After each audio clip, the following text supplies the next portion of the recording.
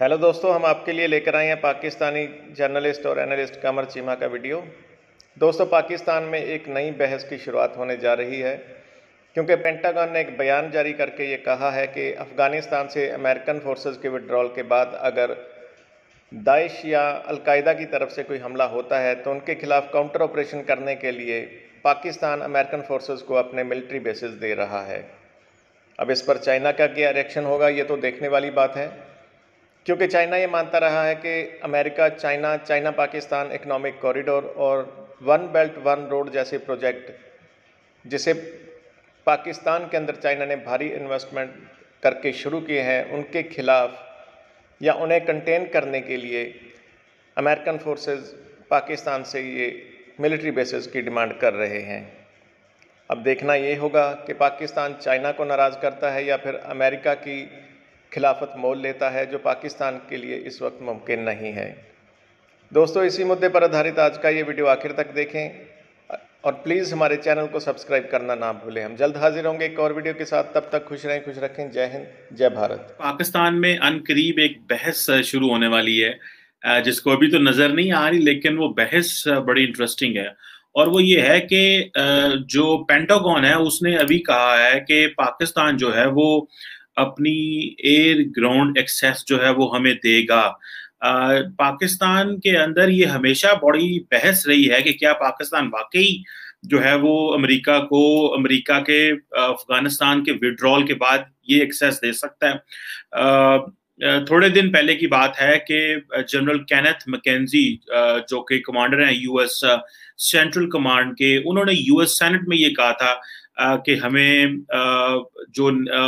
America की जो forces हैं उन्हें अफगानिस्तान के इर्द गिर्द रहना पड़ेगा, ताकि अगर कुछ इस तरह का अलकायदा का या दाइश का कोई इस तरह के अटैक अफगानिस्तान पे होते हैं तो हमारे जो काउंटर टेररिज्म ऑपरेशन है वो जारी रह सके। पाकिस्तान के अंदर ये बहस शुरू है कि क्या चाइना इस बात को मानेगा, चाइनीज इसको कैसे रिएक्ट करेंगे, रशियंस इसको कैसे रिएक्ट करेंगे, ईरानियंस कैसे रिएक्ट करेंगे। बिकॉज चाइना के हवाले से ये कहा जाता है कि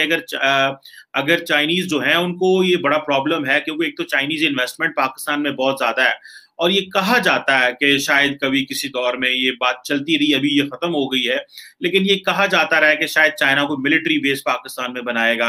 अगर उनको जरूरत पड़ी। तो क्या पाकिस्तान की ये लिवरेज रहेगी कि पाकिस्तान चाइना को स्टॉप कर सके या कहे कि आप पाकिस्तान में मिलिट्री बेस नहीं बना सकते? ये एक सवाल है जो वक्त आने पे शायद इसका जवाब मिले, लेकिन ये एक बड़ा सीरियस सवाल है। लेकिन क्या चाइना जो है वो इस चीज को बर्दाश्त करेगा? क्योंकि चाइना इसको इमीडिएटली ये समझेगा कि जो अमेरिका की जो इंडो पैसिफिक स्ट्रेटजी है, ये उसमें उसका एक पॉइंट है कि अमेरिका जिस तरह पूरे इंडो पैसिफिक में चाइना के इर्द गिर्द एक जो जाल बिछा रहा है, उसी जाल के अंदर जो चाइना जो है, अमेरिका जो है वो चाइना को कंटेन करने के लिए और जो चाइना पाकिस्तान इकोनॉमिक कॉरिडोर को कंटेन करने के लिए और जो बेल्ट एंड रोड इनिशिएटिव है उसको कंटेन करने के लिए एक जो है वो पाकिस्तान से मिलिट्री फैसिलिटीज जो है वो ले सकता है। अब इस हवाले से ये एक बड़ी टेक्निकल बहस है कि क्या वाकई ही पाकिस्तान इस तरह ये जो मिलिट्री बेस है वो दे सकता है, या कि पाकिस्तान खामोश रहेगा। इस हवाले से ये कहा जा रहा है कि पाकिस्तान एक नई बेस खोलना चाह रहा है नसीराबाद एरिया, जो कि बलोचिस्तान का इलाका है, और इसमें बहुत ही बहस भी हो रही है, रूमर्स भी चल रही हैं, और कई लोग तो ये कह रहे हैं कि शायद पाकिस्तान ने ऑलरेडी ग्रांट कर दी हुई है यूएस मिलिट्री को, इस तरह की जो बेसिंग राइट्स हैं वो दे दिए हुए हैं काउंटर टेररिज्म ऑपरेशंस के लिए। और इसके अलावा जो जैकबाबाद में भी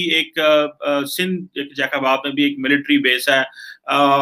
जो कि लॉजिस्टिकल सपोर्ट अमेरिकन और उनके अलाइड फोर्सेस को अफगानिस्तान में देती रही 2001 के बाद। और वहां पे जो है वो जो UF-16 जो यूएस के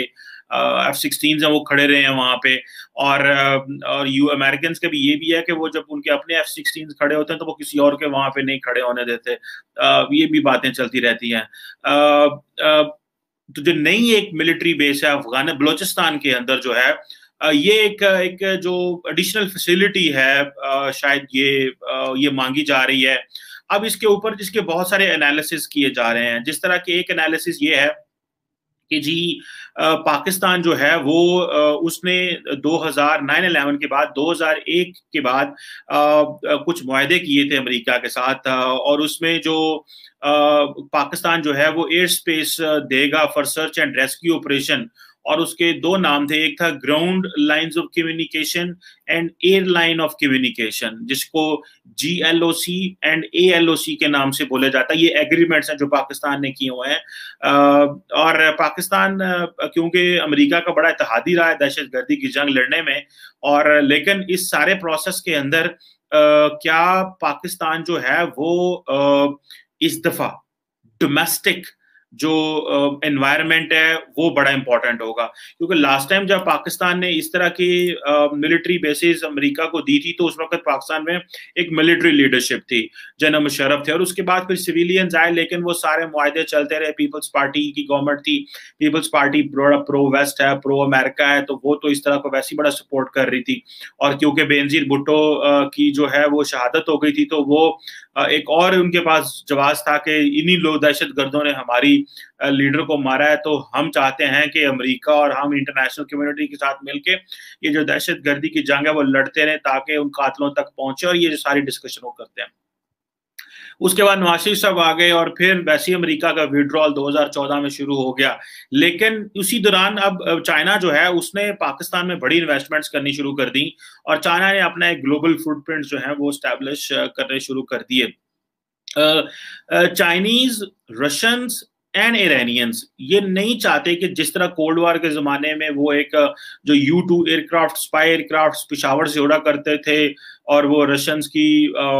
जो थी वो सर्वेलेंस करते रहते थे, तो बाद में पता चला कि वो सिर्फ रशियन की सर्वेलेंस नहीं करते रहे, वो चाइनीज की भी करते रहे हैं। तो उस वक्त कोल्ड वॉर के जमाने में चाइनीज इतने ज्यादा जो वो कंसर्न थे, बैक इन लगे आज से 40 साल पहले चले जाएं, तो अभी तो चाइना ने एक बहुत बड़ा अपना फुटप्रिंट एस्टैब्लिश कर लिया है कि ये चाइना के लिए कैसे काबिल कबूल होगा कि वो चाइना इसको अलाउ करेगा। और एंड अबव ऑल एक और बड़ा फैक्टर है कि जो पाकिस्तान के अंदर दाएं बाजू की जो राइट विंग पॉलिटिकल फोर्सेस हैं और जो रिलीजियस फोर्सेस हैं वो भी इसके ऊपर रिएक्ट कर सकती हैं, और एंटी अमेरिकन सेंटीमेंट्स जो है वो उभर सकते हैं। जब अमेरिका ने बेसिकली पाकिस्तान पे ड्रोन स्ट्राइक करनी शुरू कर दी, तो पाकिस्तान ने बाकायदा एक डिफेंस ऑफ पाकिस्तान काउंसिल भी बना था, जिसमें हाफिज सईद और बहुत सारे और दाएं बाजू के रिलीजियस पॉलिटिकल लोगों को डाल दिया गया कि भाई आप जो है प्रोटेस्ट करो लाहौर से लेके इस्लामाबाद तक, और 2 दिन 3 दिन ये वो प्रोटेस्ट चलते रहे, और वो सारे इस्लामाबाद आए, तो एक बेसिकली एनवायरनमेंट जनरेट किया गया ताकि अमेरिका को रोका जा सके कि वो हमारी बेसिस ही हमारे खिलाफ जो हैं उनको हमारे खिलाफ ना इस्तेमाल करता रहे, या अफगानिस्तान से उड़ के पाकिस्तान में ड्रोन स्ट्राइक ना करता रहे, क्योंकि जनरल मुशर्रफ ने तो एक फ्री हैंड दिया हुआ था। चाइनीज हमारे दोस्त नाराज हो जाएंगे, चाइना को हम नाराज माजी में तो कर सकते थे, अभी कर सकेंगे कि नहीं कर सकेंगे, या चाइना को हम क्या कहेंगे, और पाकिस्तान अमेरिका को भी इग्नोर नहीं कर सकता। एनालिस्ट शायद ये समझते हैं पाकिस्तान में कि पाकिस्तान शायद नहीं देगा अमेरिका को मिलिट्री बेसिस या एयर एक्सेस, और अमेरिकन ने कह दिया कि भाई हमें तो वो देंगे,